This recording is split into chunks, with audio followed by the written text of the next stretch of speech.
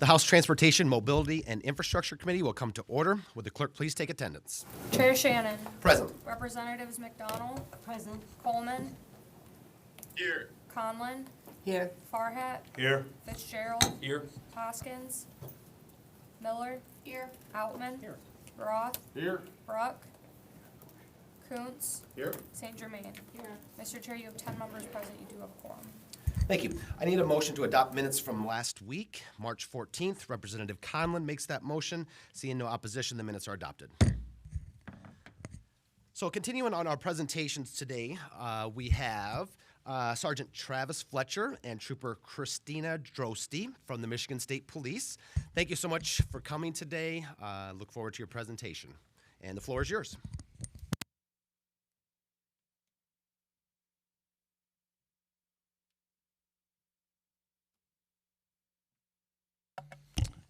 Good morning. Thank you, Chair Shannon, and members of the Transportation, Mobility, and Infrastructure Committee. We appreciate the opportunity to come before you and provide this presentation and share all the different ways that MSP has a role in transportation and infrastructure throughout the state of Michigan. Start off with introductions quickly for those of you that don't know me. My name is Sergeant Travis Fletcher. I have been with the Michigan State Police for nearly 7 years. I completed my undergraduate degree in criminal justice at Ferris State University and then did a master's through Purdue in emergency management and homeland security.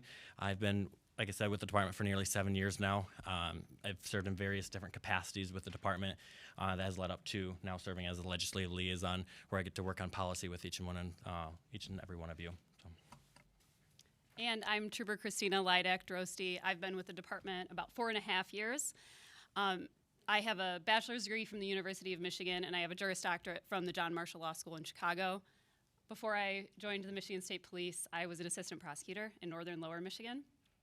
And since joining the department, I too have held a few different roles, all of which I've loved, but this one I love the most.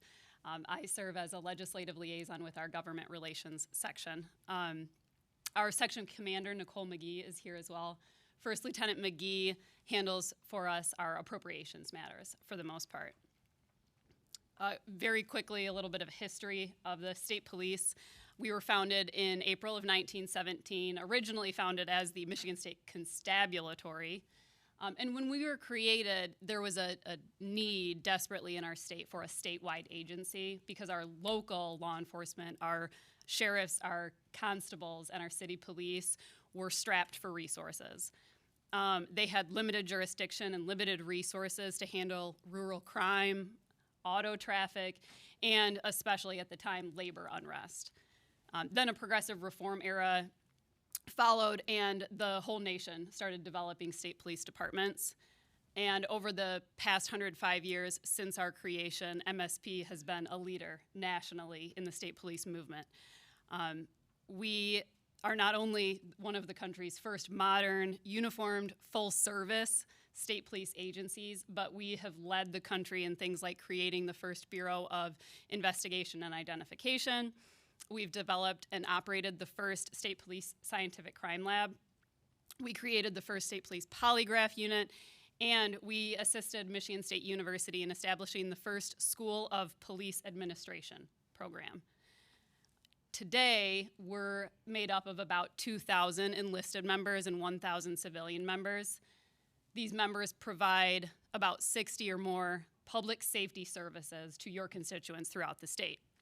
We provide these not just to the residents, but to our other partners in law enforcement as well, our local agencies. Our department is divided up into 3 bureaus: field operations, field support, and professional development. And with a recent reorganization, we've now added back in the office of the director. The Field Operations Bureau is responsible for the public safety functions that is most visible to the public. When you think of the Michigan State Police, this is probably the bureau you're thinking of. It's the uniform you probably think of. It's the blue goose on the highway. But a trooper in field operations is the trooper that might come to your house in the middle of the night if you call 911. Trooper in field operations is the trooper that you might see conducting traffic enforcement on your freeways, your highways. This bureau provides emergency services to all 83 counties in the state. And in fact, in a handful of those counties, we're the primary resource for your constituents. Our Professional Development Bureau is responsible for overseeing all training and professional development efforts for our agency. We have a long-standing and proud tradition in the state police of hosting our own trooper recruit schools, our police academies. And since 1917, we have graduated 142 trooper recruit schools and 25 motor carrier recruit schools. I'm very proud to have instructed at several of those recruit schools in my 4.5 years in the department. This Bureau, Professional Development, is also responsible for ongoing training. So not just that initial academy training for our members, but ongoing training for troopers and supervisors. The Field Support Bureau is responsible for overseeing the various services aimed at providing support for public safety efforts for our members in the field, as well as our partner agencies, some 581 local law enforcement agencies. These support services include things like our Biometrics and Identification Division, the Criminal Justice Information Center, Forensic Science Division, Intelligence Operations Division, and State 911. And with our recent reorganization, the Office of the Director now houses our Transparency and Accountability Division, Budget and Financial Services Division, Communications and Outreach Division, and your very own Government Relations section. Okay, specific to transportation, since we're in fact in this Transportation, Mobility, and Infrastructure Committee, we have a huge role that I think sometimes isn't obvious in traffic safety, and that obviously ties into our transportation concerns. As it relates to traffic safety, you're probably thinking mostly about traffic enforcement, and that's where we play the biggest role. We have 31 posts throughout the state, and each one is a little bit unique based on the needs of the community that it serves and the location of that post within the state. You know, what Houghton needs in the UP might be a little bit different than what Metro Detroit needs. But troopers assigned to patrol at all of these posts are responsible for traffic enforcement, traffic crash investigation. They assist stranded motorists. They participate in traffic initiatives geared at improving traffic safety. And they also take calls for service and conduct criminal investigations. The majority of our road patrol members have received additional advanced training after their academy training. And one traffic safety area they've received this training in is what we call ARIDE, Advanced Roadside Impaired Driving Enforcement. This is a training where members receive instruction and tools to both detect better and to report better on individuals who are operating while impaired, whether that's drugs, alcohol, or some sort of combination. We also are proud to have more than 50 troopers and supervisors who are DREs, or drug recognition experts. This DRE program is an internationally recognized program. It's supported by the National Highway Traffic Safety Administration and the United States Department of Transportation. Finally, in that aspect, we have an impact team specifically in the 3rd District, the Thumb area. This is Impaired Driving Action Team, and these are members specifically responsible for detecting, identifying, and enforcing OWI, operating while intoxicated laws. The goal of that is, of course, to reduce OWI-related crashes. And so that all kind of sounds like passenger vehicle enforcement, your everyday vehicles, but we also do commercial vehicle enforcement. We're responsible for monitoring such traffic. And this is done through our Commercial Vehicle Enforcement Division, or CVED. CVED currently has 115 motor carrier officers, 10 investigators, 4 safety auditors, and 11 school bus inspectors. CVED is responsible for staffing and operating 14 scale facilities through the state, along with road patrol activities, focused, of course, on commercial vehicles. Some of the road patrol enforcement activities include commercial vehicle drivers, equipment, size, weight restrictions, hazardous materials transportation, and other regulatory requirements. And CVED officers are also responsible for conducting federal compliance reviews, investigations, school bus inspections, commercial vehicle training for both our division personnel as well as local and county law enforcement. And they conduct new entrant safety audits. MSP also houses the a traffic crash reconstruction unit. And our unit has been a part of our department for about 40 years, since the 70s. The section is made up of 10 enforcement members, troopers, sergeants, and a lieutenant. And their responsibilities include assisting both our department and local law enforcement agencies with reconstruction of major crashes. So these are typically crashes where someone is seriously injured and or killed. These crashes might involve normal passenger vehicles, but they also may include commercial vehicles, off-road vehicles on the roadway, unusual or non-traditional vehicles at times. The unit works with the Michigan Department of Transportation and our county road commissions to update and implement traffic control orders. And what those traffic control orders do, or what this looks like, is conducting speed studies of the individuals traveling each road and then setting the speed limits. This includes actions like making parking and parking prohibition and restriction decisions, and making stop determinations at intersections. Also with MDOT, our unit promulgates the Michigan Manual on Traffic Control Devices.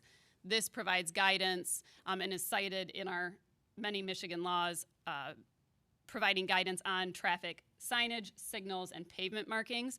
So all those things that you're seeing as you travel the road to improve that traffic safety. The unit also assists our forensic science labs and our detectives with scene documentation of major crimes. So a little bit outside of our transportation area, but more resources that our department provides to our agency, our members in the field, and our other partners. This might be things like homicides or mass fatality events. The unit provides instruction both at academies, ours, and regionals for traffic crash investigations, and then they also provide further advanced training in that area beyond just academies. The unit works with partners like Department of State, Department of Transportation, prosecutors, and district court magistrates to also educate and instruct on traffic-related topics. This unit has been internationally recognized for its excellence, and I would be remiss if I didn't highlight some of those things because it's truly astonishing. We have been recognized as a leader in this field. Each of the enforcement members in this unit are internationally accredited through ACTAR, the Accreditation Commission for Traffic Accident Reconstruction. We're a founding member of ACTAR.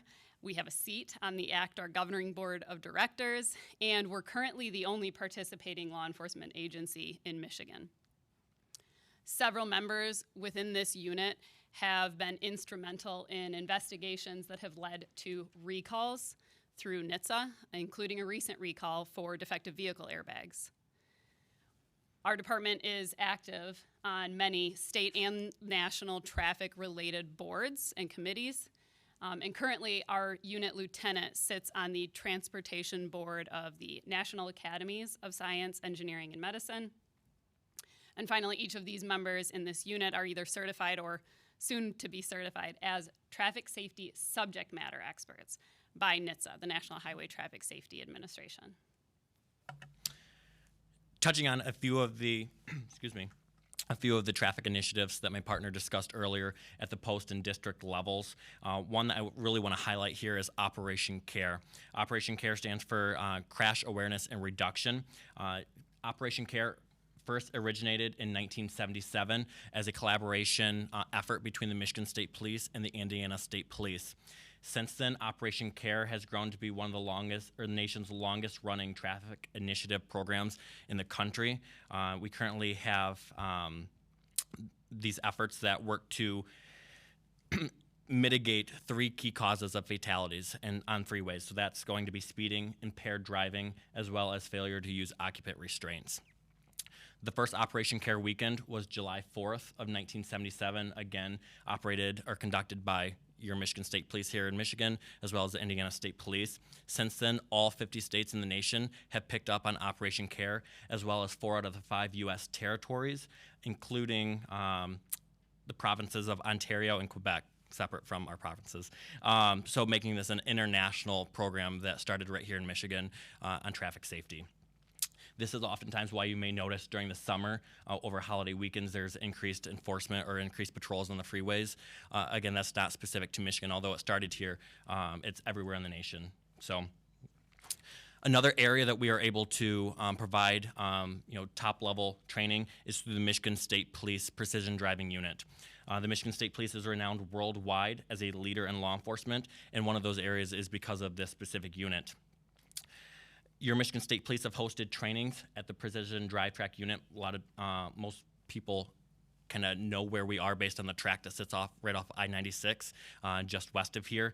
We have hosted trainings to departments throughout the state, the country, the nation, and countries as far as Canada, Brazil, China, and a few others in this area. Nationally, the Michigan State Police is one of 2 agencies to produce an annual report, which agencies at the local, state, and federal levels can use as they're making determinations regarding their fleet. But the training doesn't stop there. In addition to training law enforcement, when it comes to traffic safety, the Michigan State Police have and continue to provide training to Michigan residents through our Teenage Defensive Driving program. Each summer, the Michigan State Police out at this track, and now we're excited this summer to be hosting a second one in our Upper Peninsula in Escanaba, Michigan, a Train Like a Trooper driving event. These programs, again, run throughout the summer, both here in Lansing as well as this summer in the Upper Peninsula. And students are able to get behind the wheel of a Blue Goose and learn areas of skid control, serpentine, controlled braking, evasive maneuvering, confined area maneuvering, and off-road recovery. Again, this is an opportunity where we can have that positive interaction with our young adults in Michigan, as well as teaching them better driving habits and better driving capabilities. The Michigan Office of Highway Safety and Planning is also organizationally situated within the Michigan State Police. The mission of the Michigan State Police Office of Highway Safety and Planning is to save lives and reduce injuries through partnerships with our public and private entities and organizations throughout the state of Michigan. A few notable accomplishments for 2022, the report hasn't been released quite yet, but should be soon, is through the Detroit Safe Routes Ambassador Program. OHSP was able to surpass its goal by 900% by educating more than 6,400 Detroit residents in pedestrian and bicycle safety education. Also, a total of 3,255 car seats were provided to low-income families throughout this entire state of Michigan. The Michigan State Police Office of Highway Safety and Planning oversees the following traffic safety programs, which provides information and resources to Michigan residents for the following topics: aging drivers, bicyclist training, motorcyclist training, distracted driving, impaired and drowsy driving, pedestrian safety, and plenty more. The Office of Highway Safety Planning is also responsible for receiving and administering millions of dollars in federal grant funds to enhance pretty much every area of traffic safety imaginable. In 2022 alone, the office expanded more than $2.8 million that focused specifically on targeted enforcement overtime for our law enforcement agencies throughout the state that focus, again, specifically on impaired driving, seatbelt enforcement, as well as speeding violations. Overtime funds through OHSP for this specific goal resulted in more than 64,600 traffic stops. Again, that was just on the overtime for those specific items. Although the Michigan State Police and Office of Highway Safety and Planning and other state and local partners have accomplished so much in this realm, there's still a lot of work needed to go into traffic safety for the state. The Michigan State Police Criminal Justice Information Center is in charge of compiling all the crash data statistics for the state of Michigan. And just to lend some perspective on the number of crashes that we have here in Michigan, I want to give you a few statistics here. Last year, 2022, there were 302,308 total crashes. 1,051 of those resulted in a fatality. 51,044 of those resulted in some level of injury. Already this year, we're in March, so in the last few months of 2023, Michigan has already seen 53,652 crashes, 140 of those being fatal, and 8,283 of those resulting in some level of injury. So again, we still have a lot of work cut out to improve the traffic safety here in the state of Michigan. And then lastly, one thing I want to touch on, as this committee, in the House has added infrastructure to the transportation, we would be remiss if we didn't at least touch on that. The emergency management and homeland security for the state of Michigan is also nestled into the Michigan State Police, and something we're very proud to have. The Emergency Management and Homeland Security Division, also known as EMHSD, has a responsibility to ensure an effective response and recovery from any emergency or disaster that threatens the safety of residents, communities, or anyone visiting the state of Michigan. This includes the safety of critical infrastructure throughout the state. Currently, the Emergency Management and Homeland Security Division consists of 69 civilian members as well as 12 enlisted members. Each of these members work together to carry out the roles of this division to service each of Michigan's 8 districts. A few of the roles that this division is primarily responsible for is 1, preparing and maintaining the Michigan Emergency Management Plan, managing the State Emergency Operations Center during an emergency or disaster, coordinating the utilization of state resources during and after emergencies or disasters, coordinating various federal grants, as well as acting as a fiduciary for local entities or local governments when they are receiving federal funding, to like a reimbursement following an event. We also provide training to local and state emergency managers and then work alongside each of your specific county emergency managers to assist them in various ways, whether it be assisting them with training, guiding them through a specific event that they may not have had experience in, obtaining resources, and serving as a link between them and FEMA. Such examples include the COVID-19 global pandemic, the Midland Dam incident not so long ago, and more recently, the Gaylord tornado and some of the Metro Detroit area flooding, which has specifically impacted some of your constituents. The Emergency Management and Homeland Security Division also serves a vital role in EMAC. EMAC is the National Emergency Management Assistance Compact Program. Through EMAC, a state that is impacted by a disaster or an emergency can request and receive assistance efficiently and effectively through the other member states in that compact. At the national level, Captain Kevin Sweeney, who serves as our division director, also serves as the EMAC committee chair. Currently, or actually just recently, we sent one of our EMHSD hazard mitigation specialists to California to assist with some of their storm recovery efforts. In the last 3 years, the Michigan State Police, or Michigan, has been able to send assistance and resources to other states through EMAC, including Wisconsin, wildland fires in Oregon, Hurricane Ida damage in Louisiana, tornado aftermath in Kentucky, flooding in Montana, as well as assisting with a public drinking water supply emergency in Jackson, Mississippi. Again, anytime there's an emergency or disaster, oftentimes infrastructure is affected, and we are typically, at least for the state of Michigan and some of our partnering local states, able to provide resources to make sure that those critical pieces of infrastructure are taken care of and back up and running in a timely fashion. Wrapping this up, I do really want to thank each and every one of you for taking the time to listen to our presentation and listen to all the different ways that MSP is able to have a role in transportation, traffic safety throughout the state of Michigan, as well as infrastructure. We're very excited to work with each and every one of you in the 102nd Legislature. So with that, we're happy to answer any questions you may have. Thank you. Thank you so much, Sergeant Flesher and Trooper Drosty. I had a quick question. You said just towards the end there, 300,000 crashes last year, already 50,000 in this year. Well, first of all, let me say thank you so much for all you do to protect and serve the residents of Michigan. My question is, because it's going to be timely, because we will be taking up some distracted driving bills coming up next day that we meet. And of those 300,000, 50,000 this year, could you put any sort of percentage on how distracted driving is contributing to those crashes? I'm sure I kind of understand that it's probably fairly high. Excuse me.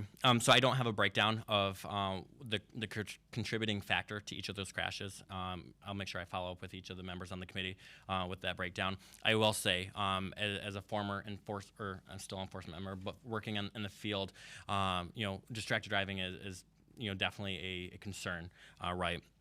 One thing though is it is sometimes hard to identify if someone doesn't want to receive a ticket for distracted driving. It's not reported, and sometimes it might not be accurately reported through the crash system, the UD10s. So even with that, some of the statistics may be off. But certainly, distracted driving is an issue and needs to be remedied. Yeah, and I was just kind of highlighting the fact that that's probably a fairly large issue and Absolutely. with regard to these crashes. And I will want to say one thing that I did see a tweet the other day when we say crashes, not accidents. MDOT actually tweeted this out the other day that words matter. That by saying accident, it bears no responsibility. It implies that there's no responsibility. When in fact it should be called crashes because it likely is some sort of contributing factor to that should bear responsibility. So thank you so much. But I do have a few questions for you, Representative Roth. Okay, my question's kind of silly, but first off, I want to say thank you guys, state troopers, for opening back up the Traverse City office, which is the largest area in all of northern Michigan. We appreciate that very much. And the ride-along, which I recommend all my members do, because it gave me a great perspective of understanding how when we make laws, how do they directly affect the officers that are enforcing them. So highly recommend it. But my question was for Christina. You said 2,000 enlisted members, and then there's 1,000 volunteers. Is that About 1,000 civilian members. Civilian members, So just okay. members who are not in uniform? uniformed Yep. What kind of? police officers. Can you give me just a few ideas what kind of projects or things they work Sure. on? Oh, we have analysts all throughout the department. We have secretaries, we have administrative, executive assistants, we have department managers who are civilian. They're just not, we have other lawyers in the department. They're just not police officers. Got it. So, Yep, just and this yeah. could include, so with us being the main entity at the state level providing forensic services, a civilian would also include one of our scientists. So anyone that's just not gone through an academy. I appreciate it. Just wanted to just get some ideas what they were doing. Would Appreciate also love to second the plug for ride-alongs. Ride-alongs. So we'd be happy to set those up if anyone is interested in having that experience.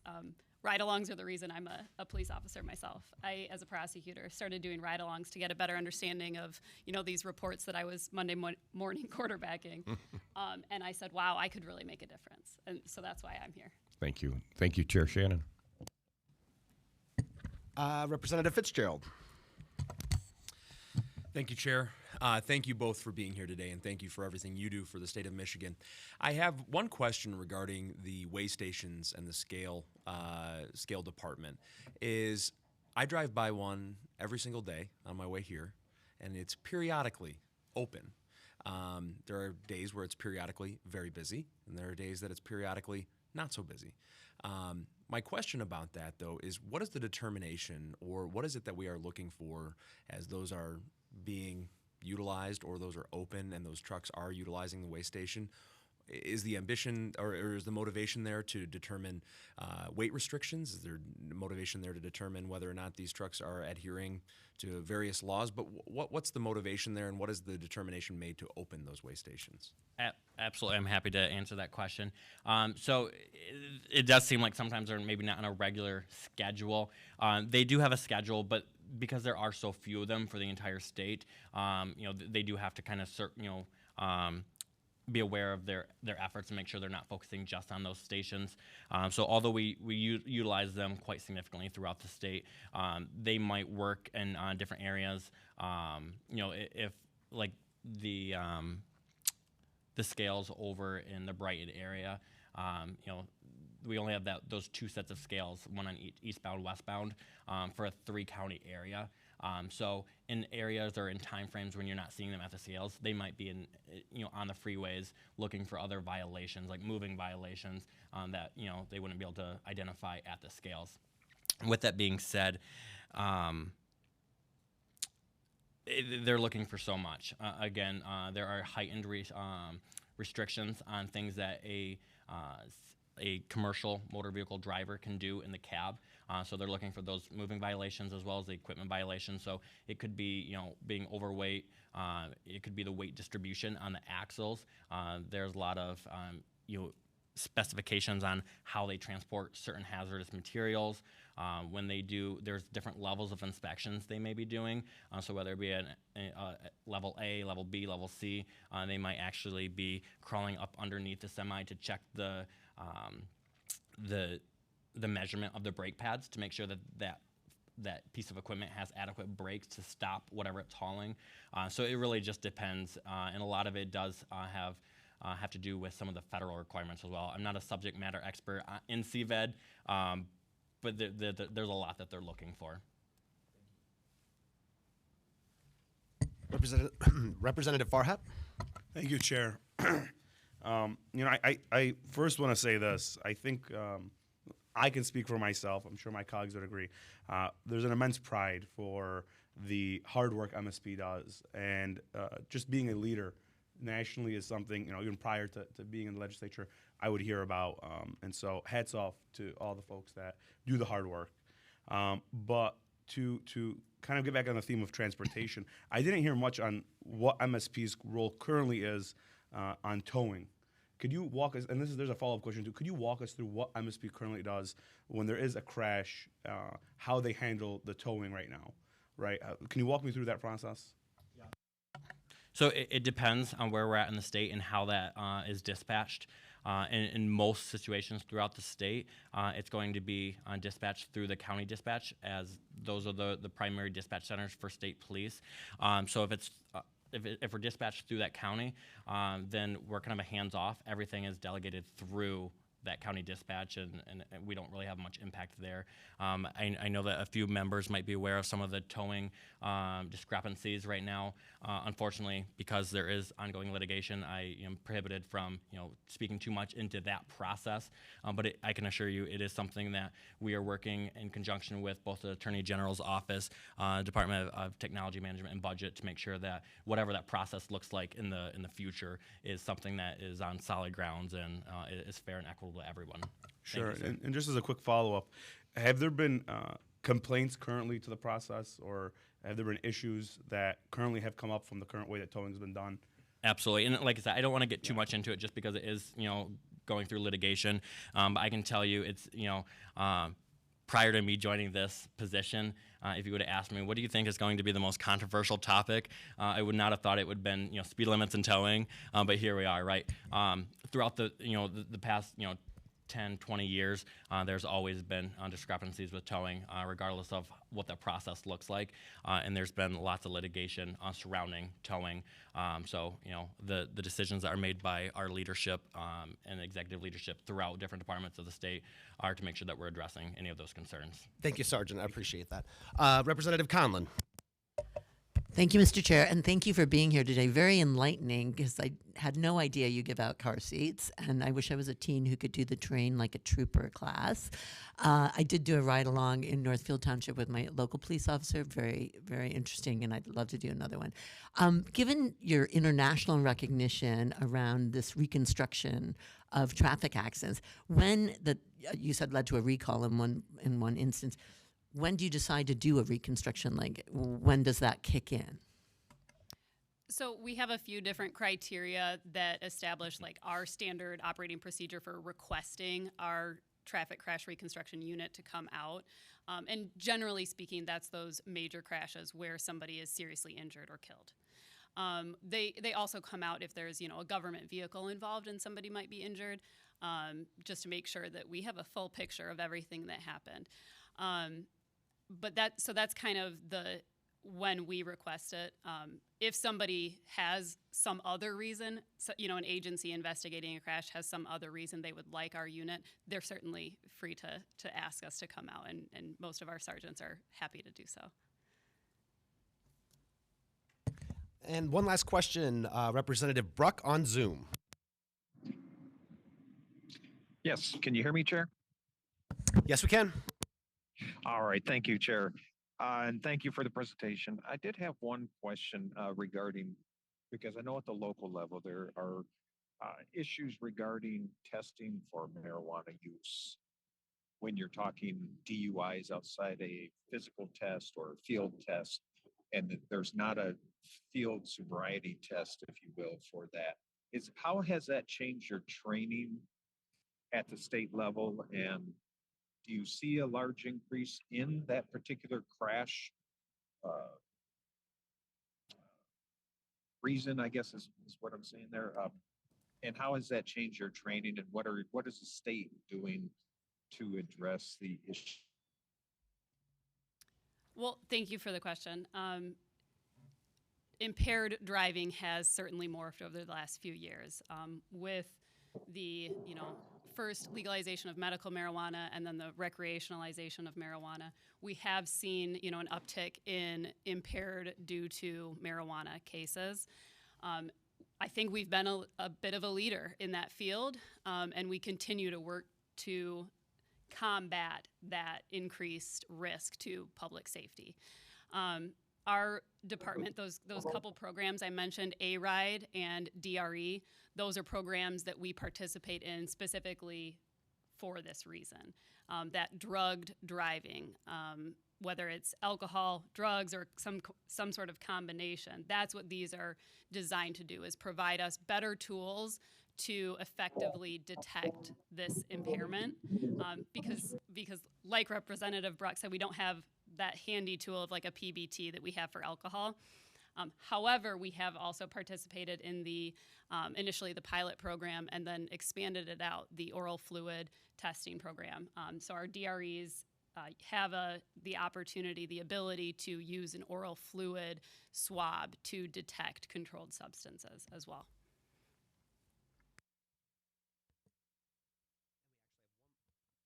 Actually, I have one more question. Vice Chair McDonald. Thank you, Mr. Chair. Since he brought up marijuana, I had a question about something that's not really related to this committee, but I am pretty sure that you have moments where you have to use Narcan in the field. Do you have an opinion on Cloxato, the medication that's stronger? Do you use that as well? I'm not familiar with that specific one, frankly. I don't know if neither of us is. We use naloxone or Narcan, and we receive those primarily through DHHS from grants, and sometimes they're incredibly effective and helpul for tragic situations. Do you sometimes have to use more than one dose? Yes, ma'am. How common is that? I would be hard pressed to think of a number. I mean, personally, a couple of times, but I'd be unable No problem. Thank to figure you. that out for the whole department. Sorry. Well, thank you so much for your presentation today. Really appreciate your time. I'm sure that you'll have some of the committee members reach out and take a ride along, including myself. So thank you so much. Appreciate it. Absolutely. Thank you. Thank you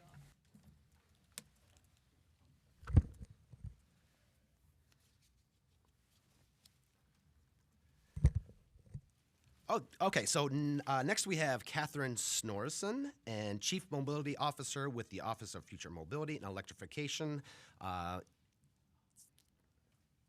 Thank you for coming in. Yep. And Todd Cook, thank you so much.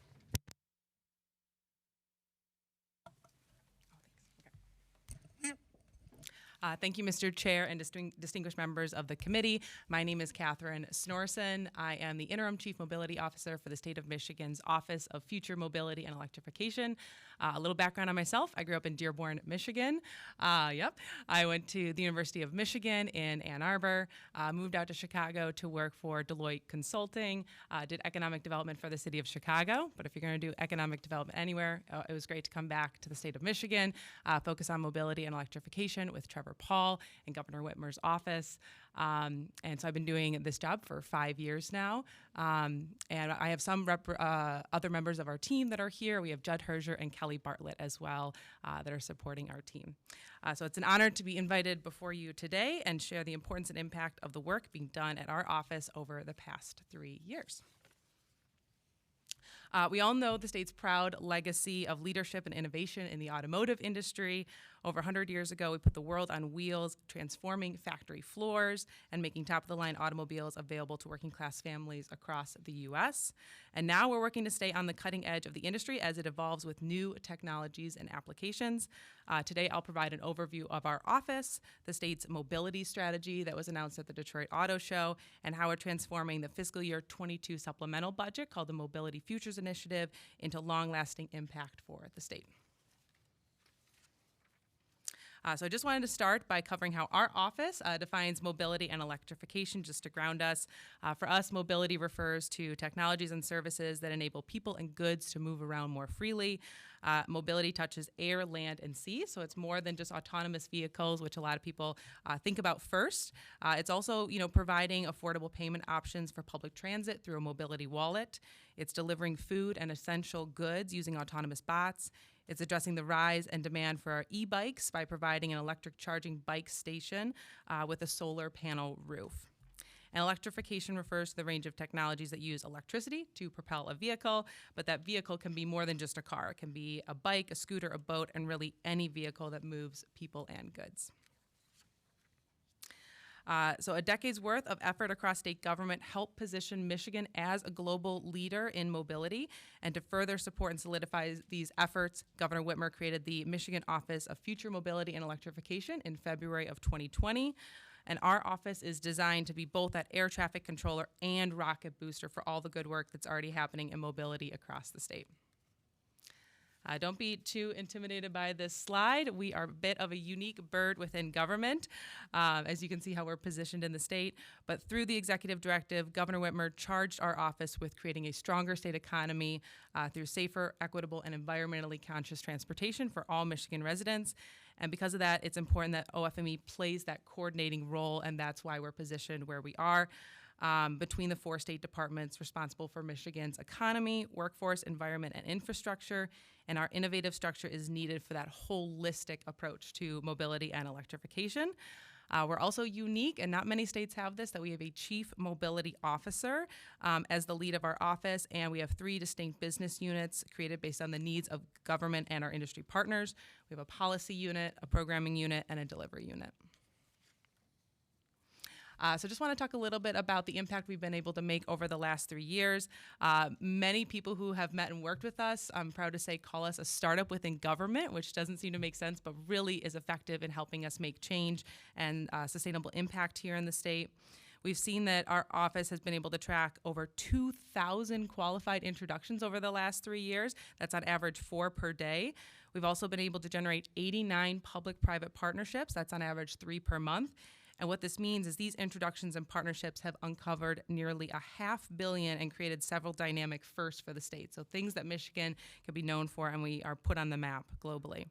We have America's first road that charges an electric vehicle while it drives, a signature EV route along Lake Michigan, America's first feasibility study for cross-border drone skyways, the Midwest's first airport innovation lab in Grand Rapids, the first autonomous electric bus on a university campus in East Lansing, and that's a fun story with AdaStack because they're also headquartered in Ann Arbor, so a fun MSU, U of M tie. A partnership with the National Park Service to implement technology that will increase accessibility and equity in our parks, and many others that I'll touch on throughout the presentation. But what we're really trying to do here is when we launch an initiative, it might start in one location, but our ideal scenario is that for it to scale across the state. So start somewhere and scale. And our collaborations have averaged 1 published article per day that amounts to 500 local and national articles. And the focus here is not on news clips, but on improving Michigan's perception and brand and being at the forefront of the mobility industry. Our signature wins have led to the enhancement of the state's EV friendliness factor and has played a role in business attraction wins for the production of EVs, batteries, and semiconductors. And we were proud to see a few months ago in a news report from CNBC, Michigan is named as one of 3 states poised to dominate in the electric vehicle battery manufacturing space by 2030, alongside Georgia and Kentucky. And if you take away anything from the presentation today, be assured Michigan's mobility sector has momentum. You can see the stats on your slide. Over 28,000 new jobs in the auto industry, the largest education investment in state history, a path to carbon neutrality by 2050, fixing Michigan roads while also future-proofing them for some of the America's first, and having a 5-state compact in the Midwest focused on EV adoption, but also led by the Michigan Infrastructure Office, a 7-state compact in the Midwest to focus on the development of a hydrogen economy. Of course, the next slide is going to talk about some challenges, but we are not alone in these challenges.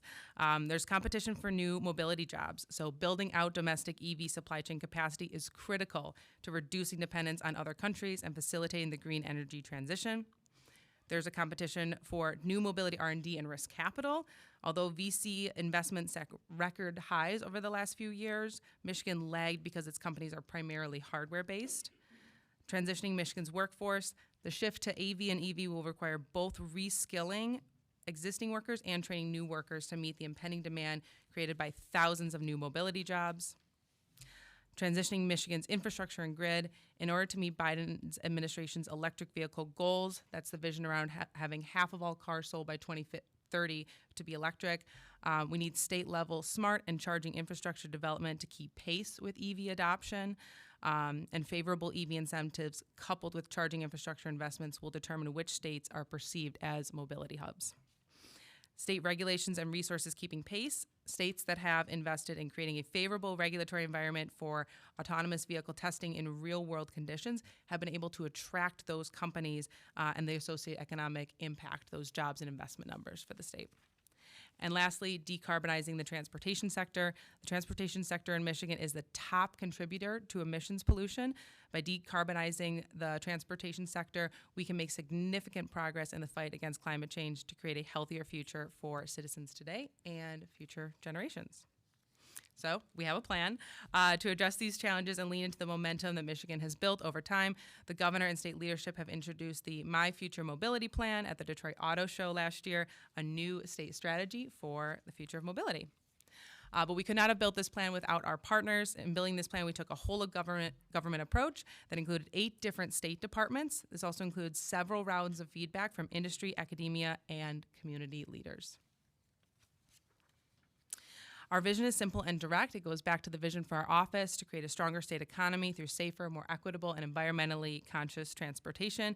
And to move us toward this vision, the plan lays out 3 pillars that I'll walk through now. Pillar 1 is focused on transitioning and growing our industry and workforce. The first goal is focused on creating 20,000 new mobility jobs by 2026 while increasing the median income for mobility jobs. That would allow us to achieve top 3 employment growth in mobility and automotive-focused industries. Right now, we're projected to be top 9. The second goal is around adding 7,000 workers with mobility credentials by 2030 while also increasing the diversity of our industry. And so what we looked at here was how many credentials were forecasted to be created and compared it to that job goal in the first bullet and established a target around the delta. And lastly, ensuring that Michigan maintains a resilient automotive manufacturing sector that supports at least 170,000 jobs through 2030. We're already seeing some signs to reach the goals listed in this pillar. We saw that General Motors announced a $7 billion investment that will create and retain more than 5,000 Michigan jobs, the biggest investment in its history. We also saw in Detroit, Ford, Google, State of Michigan, and City of Detroit investing over $1 billion to build out a 1.2 million square foot campus focused on mobility and innovation for startups. The goal is to attract 5,000 high-tech workers to the Michigan Central Innovation District. The second pillar is focused on providing safer, greener, and more accessible transportation infrastructure. The first goal here is deploying 100,000 EV chargers to support 2 million electric vehicles and setting targets for clean hydrogen fueling. The second goal is focused on maintaining at least 80% of charging off-peak to minimize those impacts that we're seeing to the grid as more EVs come online. Third, reducing congestion and traffic crash rates statewide by 2026. So it's appropriate following the MSP presentation here today and hearing about how many crashes there are in the state and what we're doing to address that. MDOT's Central Signal Control System project will upgrade and integrate 1,800 MDOT owned and operated signaled intersections by 2024 to reduce congestion and provide a 2% reduction in traffic crash rates statewide by 2026. And MDOT and MSP are continuing the Towards Zero Death statewide safety campaign. And last on here is providing residents with a consistent access to mobility as a service options across Michigan's 77 transit agencies by 2025. This is led by Gene Russman's Office of Passenger Transit at MDOT. And we see that mobility as a service options improve people's ability to easily access jobs, education, food, and medical services. And these are key determinants of healthy lives and enable a healthy economy. A few pieces that show us we're already making progress on this pillar. Enacted under the bipartisan infrastructure law, the National EV Infrastructure Formula Program, or NEVI, was designed to create a network of fast chargers across the country. $5 billion was allocated nationally, and Michigan was part of the Biden administration's approval of the first tranche of 35 state plans. We are now set to receive $110 million to install charging stations along each of the state's designated alternative fuel corridors. Second, Cavenue and MDOT are working to deploy the country's first high-speed corridor of tech-enabled infrastructure for connected and automated vehicles. Some of you might know this as the corridor between Detroit and Ann Arbor. One of their goals is to improve safety, reliability, and traffic congestion along Michigan's most traveled highway. Cavenue also recently closed its Series A capital investment round of $130 million. And the last pillar under our state strategy is about leading the world in mobility policy and innovation. The first goal is focused on maintaining our #1 state ranking for mobility and electrification R&D spend. There's a federal resource we look at that tracks R&D spending, and we are right now #1, but we want to make sure we maintain that #1 ranking. We can't lose that IP creation and those high-value, high-paying jobs that come along with it. Second is becoming a top 10 state for growth in venture capital funding by 2026. In 2021, Michigan was 18th for total deals, 19th for company count, and 24th for capital invested. And so we see that if we increase overall venture capital funding, we see that most likely a lot of it would be focused on mobility, and we want to be able to compete with the coasts, the West and the East Coast states. Third is becoming a top 10 state for federal investments related to mobility and vehicle electrification. Michigan ranked 17th in fiscal year 2021 for the total amount of federal awards in industries related to mobility and vehicle electrification, but we want to ensure we're getting our fair share of federal funding. And last, leading the nation in electric and automated vehicle friendliness through responsive policies. So an example of this is Michigan Senate Bill 706, introduced by Senator Ken Horn, was passed by the Michigan legislature with broad bipartisan support and signed by Governor Whitmer to become the first piece of legislation adopted in the U.S. specific to the deployment and operation of technology-enabled roadways for connected and autonomous vehicles. The legislation authorizes MDOT to designate automated vehicle roadways, enter into agreements with technology partners, such as Cavenue, to operate them, and allows for user fee to be assessed. This legislation is a key component necessary to continue the development of this country's first CAV corridor. Just two examples on how we're making progress on this pillar.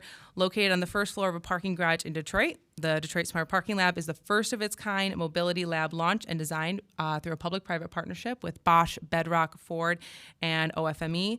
The lab was specifically created as a collaborative workspace and provides an open environment for companies to test and demonstrate parking-related mobility technology, including logistics and EV charging capabilities.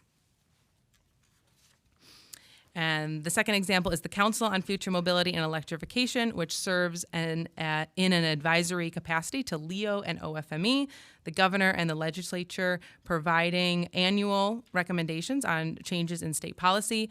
And in doing so, the council works to ensure Michigan continues to be an epicenter of future transportation solutions around mobility and electrification.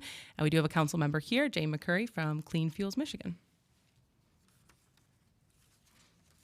And so really this is our approach. Our approach is created to scale programs that lead to economic and community development.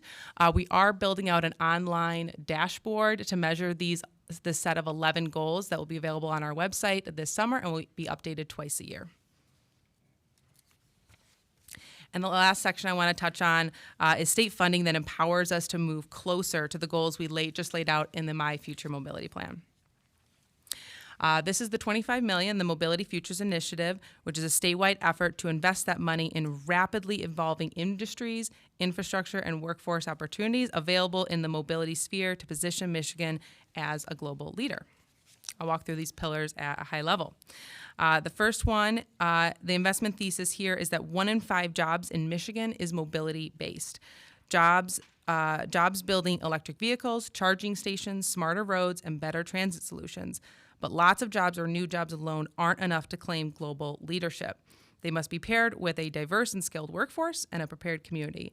It's this intangible that gives Michigan an edge. And so we see that Pillar 1 here of the Mobility Futures Initiative has 2 focus areas to lean into that edge. The first is workforce transition. So these are programs that future-proof Michigan's mobility industry and communities as the world transitions from ICE, internal combustion engines, vehicles, to electric vehicles. And the second focus area is high-tech talent growth.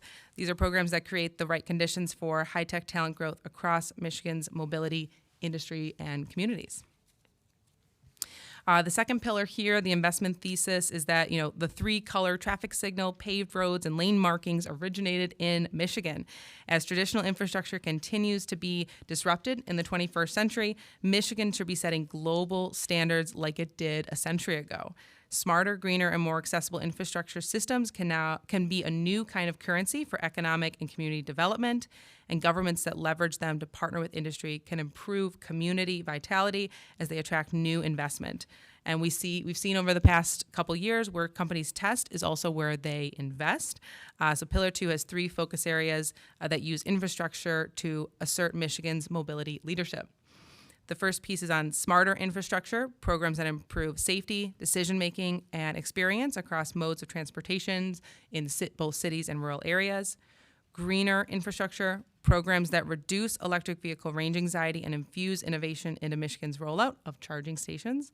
And last, more accessible infrastructure, programs that improve regional transit options, correct systemic inequity, and improve availability to goods and services. And the last pillar under the Mobility Futures Initiative, here the investment thesis is that responsive policy and dynamic innovation are core assets. A state that focuses on new policy frameworks and coordinated innovation networks will have the agility to hold leadership positions as the transportation landscape evolves. Michigan's position as a global leader in mobility will be impacted by the level of cross-state coordination that exists. Pillar 3 has 2 focus areas, both meant to enhance communication among the key stakeholders that are driving policy and innovation forward. First is local coordination, programs that better inform and connect Michigan mobility stakeholders who are focused on mobility policy and innovation, and then global coordination, programs that connect Michigan and other parts of North America in ways that build better mobility policy and more consistent innovation. So I really do invite all of you to work with our team. We're happy to build out a report individually for your districts on what mobility innovation is happening there and understand the transportation challenges of your residents. And also want to get you out to some of these sites, whether it's the Detroit Smart Parking Lab, M-City, or others across the state. If you want to feel and learn from mobility and electrification technology, happy to see how we can make that happen for you. So thank you so much for your time today. I'll open it up to questions. Thank you so much, Catherine.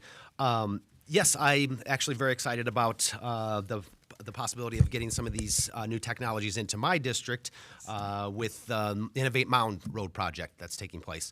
I know that they have ideas about intelligent transportation systems, traffic signals, connected vehicles, emerging mobility features. So very excited about that.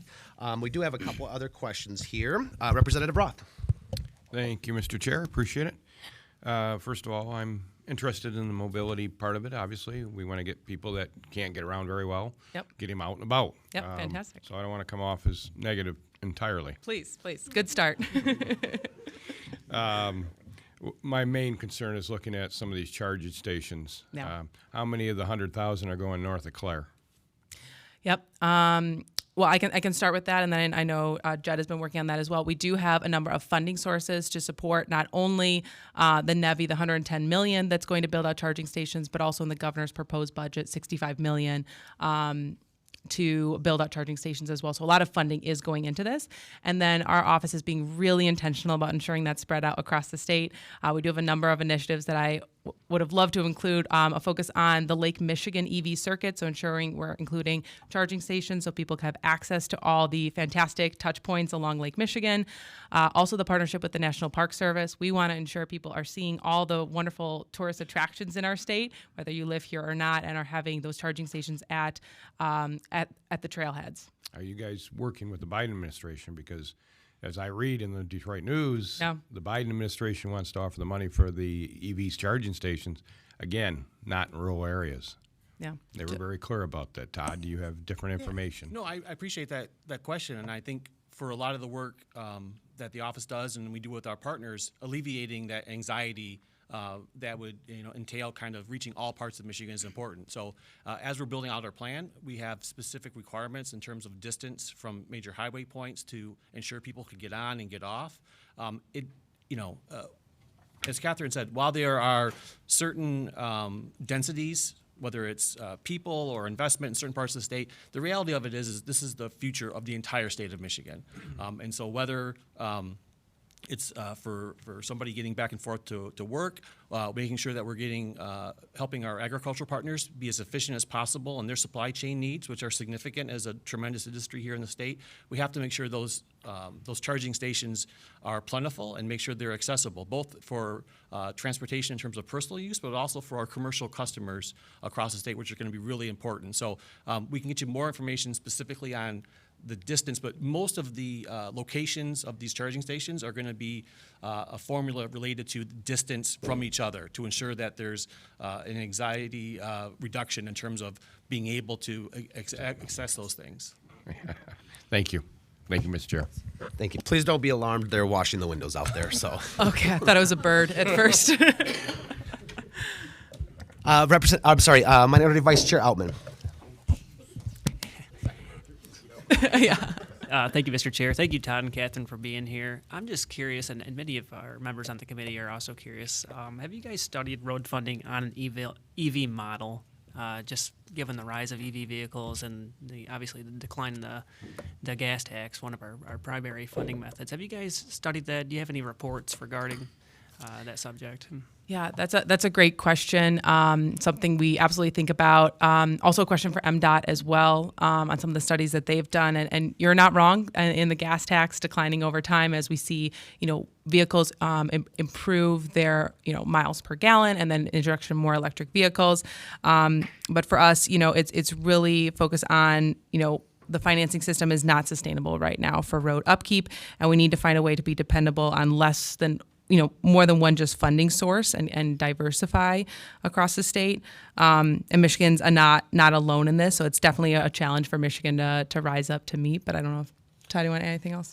No, I appreciate it. And I think this is one of the things that we're looking forward to working with members of the legislature on. Yeah. This is a long-term issue that we have to work through, and it's got a lot of complications. There's a revenue side, there's an allocation side, there's a projection by our friends in the private sector in terms of this transition to electric vehicles. I know that we've had conversations with members of the legislature in past to have these conversations, and I anticipate we'll continue to work together both with our partners at MDOT, but also in Treasury, but also with members of the legislature. The reality of it is we need all of you to be helpful to us and to work with us on a solution. Yeah, no question about it. It's a very pressing matter, especially given how fast electric vehicles are coming online, a little faster than a lot of consumers anticipated. You guys are obviously discussing that and talking about that internally. But have you guys issued any report on that I can view, anything like that? The Office of Future Mobility and Electrification hasn't. We can check with our friends at MDOT. Obviously, they're very concerned about the infrastructure needs and the resources to address those. Yeah, we can check. Okay, and then one more question, if I may, Mr. Chair. And this actually was submitted by a buddy of mine. Let me go through my text here. We're wondering, has there been any update on the CAVNU I-94 connected vehicle lane project? Do you have an update on that, Catherine? I'd be happy to talk about that. Absolutely. So the state of Michigan, the Michigan Infrastructure Office, MDOT, and CAVNU are all working together on that. the announcement that is public is that they have identified a 25-mile stretch along 94 for that connected corridor. They are starting with a pilot to test out the technology. And so, we just wrapped up the feasibility study between MDOT and Cavenue, and so now we're moving forward into that pilot stage. And then, that announcement was pretty large, that they identified that 25-mile stretch along 94 for the long-term plan for Cavenue. And really, this is, when I talked about American First, this is happening here in Michigan first. They are talking to other states, but other states are looking at Michigan and what's happening here.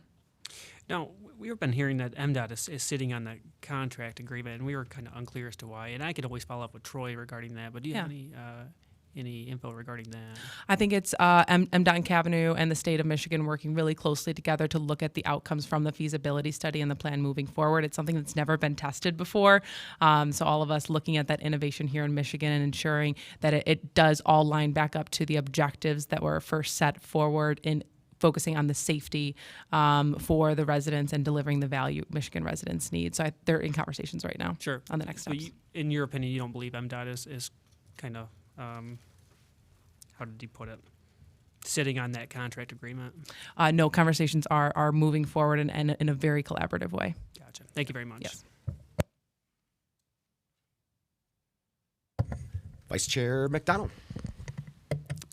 Thank you, Mr. Chair. I'm just, there are a lot of challenges, but I'm wondering if there are a lot of models that you can look into for things like changing the revenue model for road infrastructure and for even things like weight on the roads. It's going to change how heavy the vehicles are and what's that impact going to be on roads, and what have you learned from other states that are a little ahead of us in terms of how do we have to spend a lot more money to electrification-proof our roads? Yep. Our projects that specifically touch on roads are typically the technology-enabled roadways. So whether that's working with Electrion on inductive charging, so imagine you drive over a grid and your car charges as you drive, or on the Cavenue connected corridor. I don't know if there's anything else you want to add. Yeah, no, I think, again, those are really important questions and challenges we have to take. I think probably our partners over at MDOT we're probably more in a lead position to be able to offer kind of both in terms of the revenue side and then the solution side in terms of how to deal with those issues. Thank you. Yes. Representative Conlon.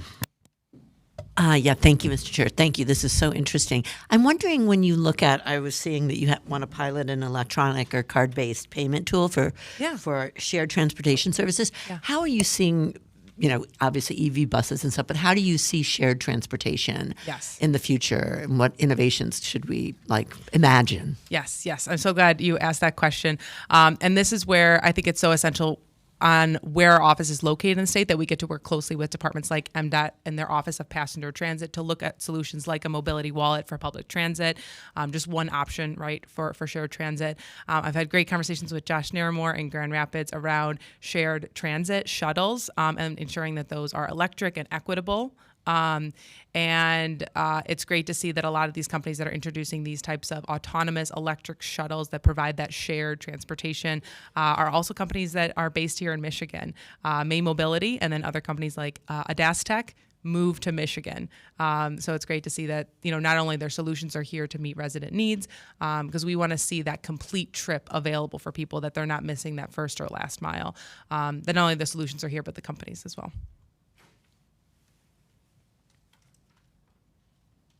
Well, thank you so much, Catherine and Todd. I really do appreciate the presentation, and thank you, committee members, for the questions. So I need a motion to excuse absent members. Representative St. Germain moves to excuse absent members. And there being no further business before the committee will stand adjourned.